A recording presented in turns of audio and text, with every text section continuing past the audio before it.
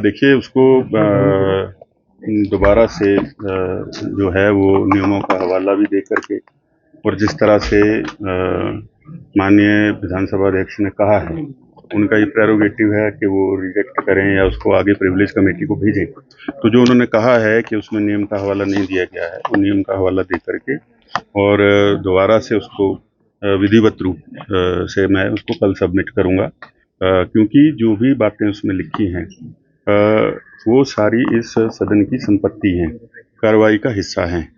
तो पूरा जैसा वो चाहते हैं नेक्सचर लगा करके सब कुछ वो सारी चीज़ें, क्योंकि ये गंभीर मसला है और सदन के अंदर झूठे आंकड़े देना, झूठ बोलना, आज भी आपने देखा कि विपक्ष को कितनी बार वॉकआउट करना पड़ा है। तो इन सारी चीज़ों की गंभीरता को देखते हुए इसको दोबारा से कल मूव करूँगा। तो आपको क्या लगता है कि व्यक्तिगत कोई लड़ाई नहीं है इसमें, मेरा तो व्यक्तिगत कोई मुद्दा ही नहीं है इसमें, बेरोजगारों का मुद्दा है इसमें। जो विधायकों को डिस्क्रिशनरी ग्रांट ऐच्छिक निधि पिछले सत्र में कहा था 1-1 लाख रुपए देंगे, वो मिली नहीं।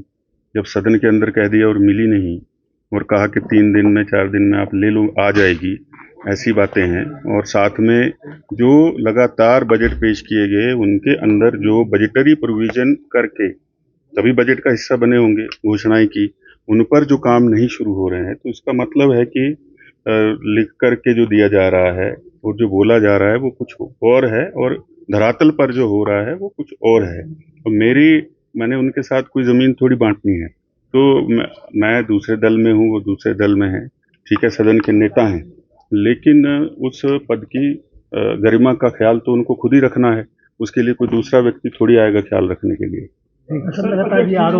तो ये विशेषाधिकार हनन का मामला उठाया था मैंने कि आज जो है नेता प्रतिपक्ष ने भी कहा है, जयराम ठाकुर जी ने, कि लगातार अंदर झूठे आंकड़े जो हैं वो दिए जा रहे हैं। तो फिर इससे तो अच्छा कि ऐसे प्रश्नकाल के बजाय तो आरटीआई के माध्यम से इंसान जो है वो कोई भी व्यक्ति जानकारी ले ले, तो उसका औचित्य क्या रह गया? तो चुन करके आने का क्या औचित्य रह गया अगर जानकारी आपको गलत आ रही है?